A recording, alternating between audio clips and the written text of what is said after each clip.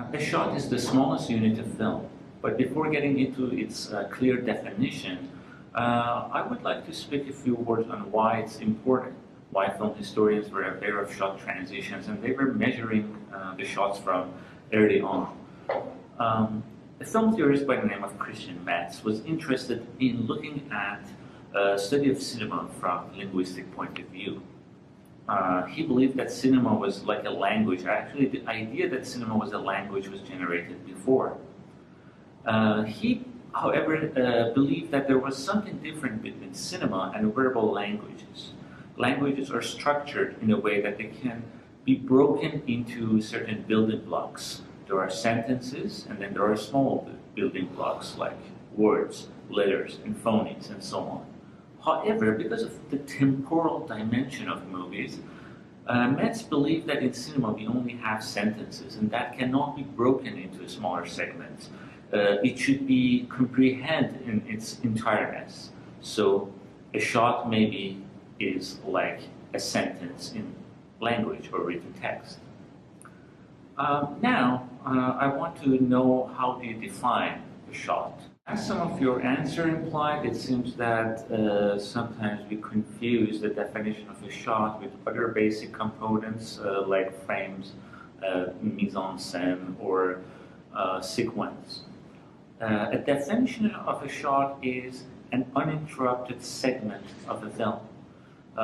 So basically, to recognize a shot, you need to pay attention to cuts. A shot is what is between two cuts. In other words, it starts when the camera turns on, and it ends when the camera turns off, or there is a cut or transition that ends that smooth running of film. In order to practice that, I'm going to show you a clip from Touch of Evil by Orson Welles. And I want you to pay attention to two things. First of all, please let me know how many shots are in there. And secondly, if you can let me know the length of each.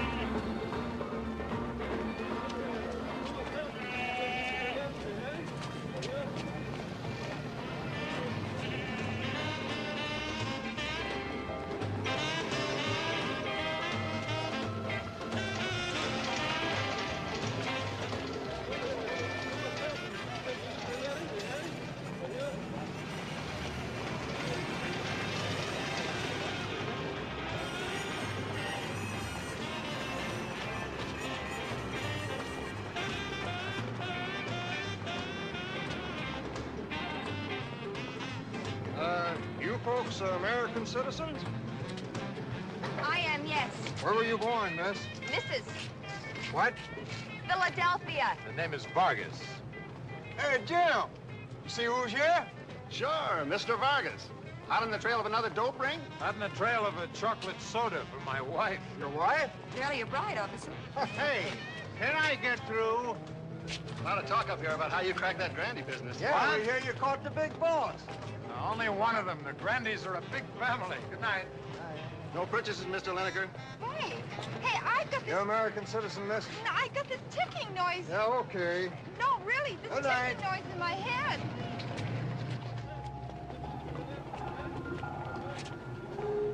Mike, do you realize this is the very first time we've been together in my country?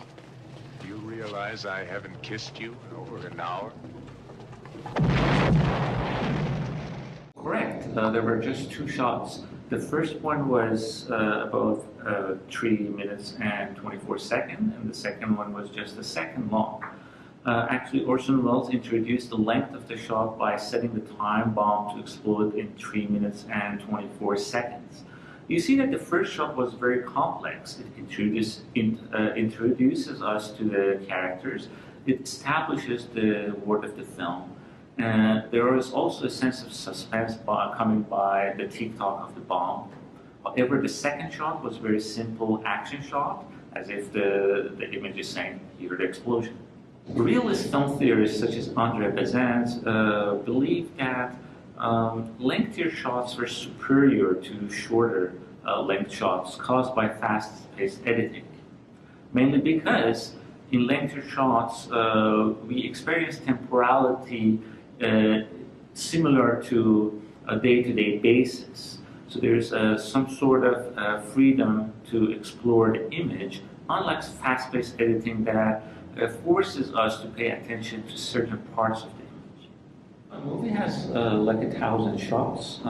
If you look at these cinemetric graphs that I made for Sidney Lumet's film 12 Angry Men, the way you need to read these graphs is to pay attention to the red trend line that is sensitive to the length of each shot, and the horizontal X that is based on number of shots.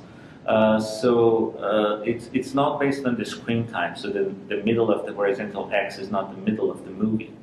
So you see that there is a clear patterns of editing. As the movie goes on, the rhythm is becoming faster and faster, the shots are becoming shorter and shorter. It's because usually in classic films there are more realism in the beginning of the film, and there are more action shots, reaction shots, close-ups towards the end of the movie. There are also these colors that are reflecting the type of the shots, because shots they do have scales and there are different types that we're going to cover them in the session on cinematography. But at this point you see this really clear pattern of shot length in this movie. The next graph that I want to show, this one, each dot is a movie. And the graph, the way it works, the horizontal X is the year that the movie was made, and the vertical X is based on ASL, or average shot length. So we're going to see through history of cinema, the movies are like becoming faster because the shot lengths are becoming shorter and shorter. Specifically contemporary films, contemporary Hollywood films are getting much faster now. But when you're looking at this graph, there is a reversal of this pattern at some point, is about the year 1929. You all of a sudden see this step, there is a drop. Why all of a sudden we have this increase of shot lengths, almost about double? Well, the reason for that was the introduction of sound. So you see that technological changes have direct impact on the industry because the cameras, because of the sound recording, the cameras were heavier. They had a difficulty to clearly record the depth of the sound or move the camera and capture clear sound. And also it was difficult to edit the sound. So they tried to avoid cuts as much as possible. Is there any questions so far? Is there any film which consists of only one shot? Yes, it was unlikely before the introduction of digital cinematography because it was not technically feasible. The film reels could only run for about 10 minutes. Like there couldn't be a shot longer than 10 minutes because of that limitations. There was a movie by Alfred Hitchcock, Rope. He simulates lengthier shots by using the technique called masking. A character would block a large portion of the frame. So at that point, they were changing the reels, but that blocking would conceal that moment of interruption, so the audience would feel that there is some sort of smooth transition of a shot. So Rope had moved shots more than 14 minutes, and that was record for that time. The entire film has 10 shots. But after the introduction of the digital cinematography, it was technically possible, it's still very difficult, because they have to plan everything. If there be any sorts of mistake by, for example, actors, they have to retake the entire film. The directors cannot introduce cuts. Also, there are other technical difficulties. For example, if the camera has to move from interior space to the outside space with daylight, they normally have to change the lenses. However, there was a movie, art film called Russian Art that consists of only one take. After that, there were a couple of commercial films. There was a horror movie called Silent House, the remake of a Chilean film by the same name. Both films were consist of just single take. Now that we talked about masking, I want to show you a clip. It's an opening clip of Hugo by Martin Scorsese. And I just want you to pay attention to two things. First, there's some sort of interest in digital zooming that was impossible to be done by non-digital cameras. And second, I want you to pay attention to how the smokes coming from the trains were masking the shots. So when the camera moves through the smokes and gets into a different space, it looks like that it was a continuous movement of the camera as if it's a single shot. So yeah, that's a good example of masking if you want to pay attention to this clip.